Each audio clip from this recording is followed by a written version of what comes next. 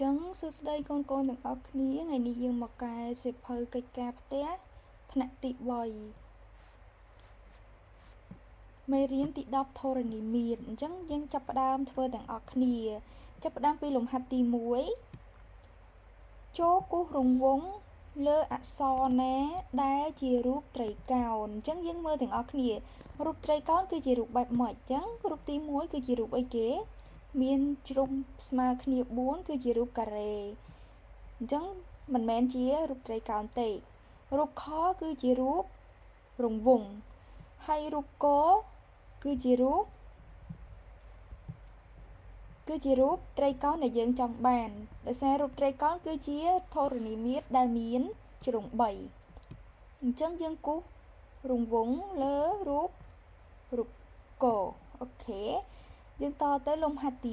2ដើម្បីរកបរិមាត្រត្រីកោណតើយើងត្រូវធ្វើដូចម្ដេចយើងមើលរូបទាំងអស់គ្នាតើបរិមាត្រត្រីកោណគឺជាអ្វីអញ្ចឹងបរិមាត្រត្រីកោណគឺជាប្រវែងជុំវិញត្រីកោណអញ្ចឹងគឺប្រវែងជុំវិញបែបនេះអញ្ចឹងដើម្បីរកបរិមាត្រត្រីកោណបានគឺយើងត្រូវយកជ្រុងខាងនេះបូកជ្រុងខាងនេះនិងបូកជ្រុងខាងនេះអញ្ចឹងដើម្បីរកបរិមាត្រត្រីកោណគឺយើងត្រូវយកជ្រុងបូកជ្រុងបូកជ្រុងទាំង3ចូលគ្នា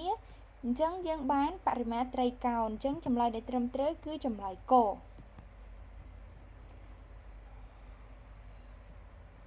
លំហាត់ទី3ដើម្បីរកបរិមាត្រការ៉េយើងត្រូវអញ្ចឹងគឺស្តៀងគ្នាទៅនឹងត្រីកោណដែរបរិមាត្រគឺជាប្រវែងជុំវិញគឺជាផលបូកជ្រុងទាំង4ចូលគ្នារបស់ការ៉េដោយសារការ៉េមានជ្រុង4ស្មើគ្នាអញ្ចឹងគឺយើងត្រូវយកជ្រុងទី1បូកទី2បូកជ្រុងទី3បូកជ្រុងទី4តែដោយវាមានជ្រុងទាំង4ស្មើគ្នាអញ្ចឹងគឺយើងយកជ្រុងទី1គុណនឹង4គឺចម្លើយកអញ្ចឹងយើងតទៀតលំហាត់នេះគឺគេឲ្យយើងសង់ត្រីកោណពផមឲ្យបានត្រឹមត្រូវតាមការកំណត់អញ្ចឹងកូនត្រូវមានបន្ទាត់ដែលមានលេខក្រិតហើយវាស់សង់ត្រីកោណតាមបំរាប់ដែលគេឲ្យមានព7សង់ទីម៉ែត្របន្ទាប់មកពម4សង់ទីម៉ែត្រផម6សង់ទីម៉ែត្រហើយរបៀបសង់ត្រីកោណបងប្អូនបានរៀនរួចហើយអញ្ចឹងអាចសង់ខ្លួនឯងបានបន្ទាប់មកយើងតចូលដល់លំហាត់លេខ5គេឲ្យយើងឆ្លើយសំណួរខាងក្រោមឲ្យបានត្រឹមត្រូវអញ្ចឹងយើងមើលរូបភាពដែលគេឲ្យយើងមានត្រីកោណចឈជហើយមានសំណួរ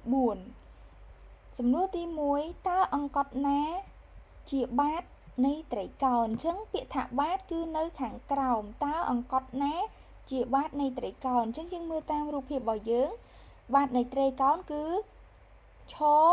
ជអញ្ចឹងអត់ឈ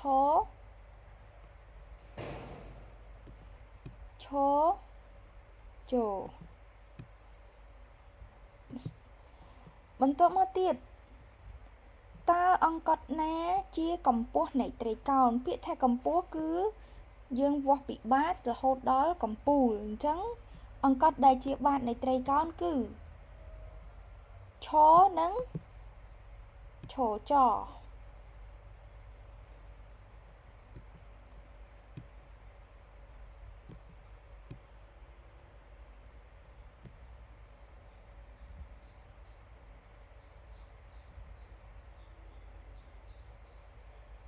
យើងតទៀត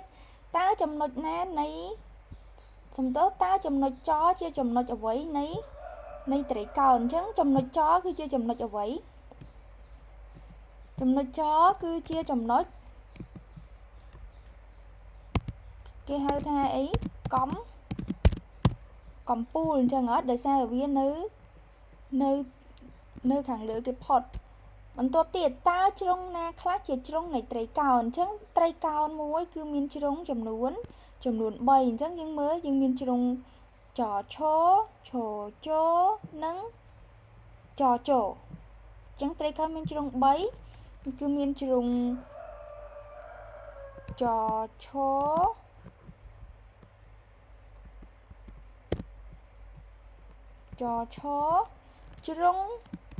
ជ្រុងអីទៀតជ្រុងចជ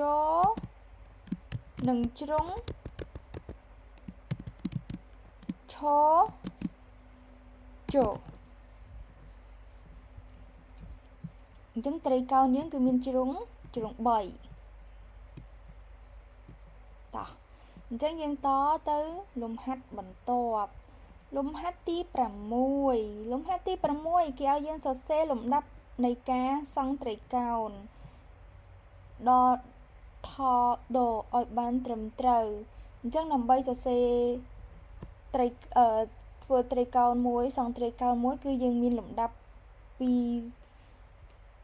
គូបបន្ទាត់ពីវាស់ពីអីអញ្ចឹងមកអញ្ចឹងអានេះយើងសរសេររៀបរាប់ខ្លួនឯងមកយើងតទៅលំហាត់ទី7ទៀតចូលគណនាបរិមាត្រការ៉េរួចគូសសញ្ញាគ្រីសក្នុង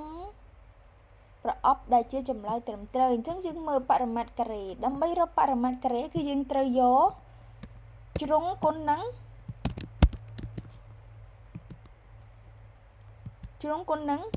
4អញ្ចឹងអត់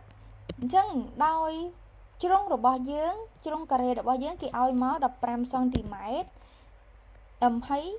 យើងត្រូវគុណជាមួយនឹង4អញ្ចឹង15 4ដងស្មើប៉ុន្មាន15 4ដងគឺស្មើ60អញ្ចឹងហ៎60អញ្ចឹងចម្លើយដែលត្រឹមត្រូវគឺជ្រុងរបស់ការ៉េគឺស្មើបរិមាត្រការ៉េគឺស្មើ60សង់ទីម៉ែត្រតទៅលំហាត់បន្ទាប់លំហាត់ទី8ចូលគណនាបរិមាត្រត្រីកោណរួចគូសសញ្ញាគ្រីសក្នុងប្រអប់ដែលជាចម្លើយត្រឹមត្រូវអញ្ចឹងដើម្បីរកបរិមាត្រត្រីកោណបានគឺយើងត្រូវការយកជ្រុងបូកជ្រុងបូកជ្រុងគឺជ្រុងទាំង3បូកបញ្ចូលគ្នាអញ្ចឹងអត់តែដែលជ្រុងត្រីកោណនេះគេឲ្យដើម្បីយើងដឹងថាបរិមាត្រការ៉េដែលគេឲ្យនេះមានប៉ុន្មានគឺយើងត្រូវធ្វើផលបូកជ្រុងបូកជ្រុងបូកជ្រុងអញ្ចឹងជ្រុងទី1ស្មើ18ជ្រុងទី2 30និងជ្រុងទី3 27អញ្ចឹងយើងបូកវាមកអញ្ចឹងទាំងអស់នេះគឺយើងធ្វើប្រមាណវិធីបូក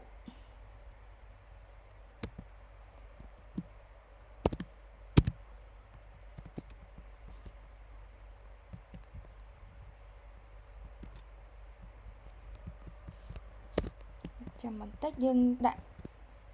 ខ្ទង់រាយតាមខ្ទង់រាយ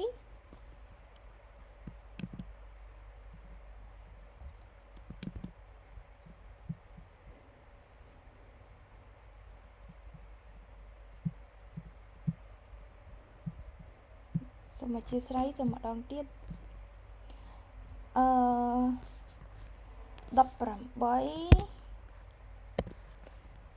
បូកឲ្យ30បូកឲ្យ27អញ្ចឹងយើងបូកយកតោះអញ្ចឹង8បូក7គឺ15គឺយើងសរសេរលេខ5ត្រាទុក1អញ្ចឹង1បូក1 2 2បូក3 5 5បូក2 7ដូច្នេះបរិមាត្ររបស់ត្រីកោណគឺ75សង់ទីម៉ែត្រគឺចម្លើយខអញ្ចឹងលំហាត់របស់យើងក៏អស់ដែរចាំជួបគ្នានៅក្នុងលំហាត់បន្ទាប់អរគុណ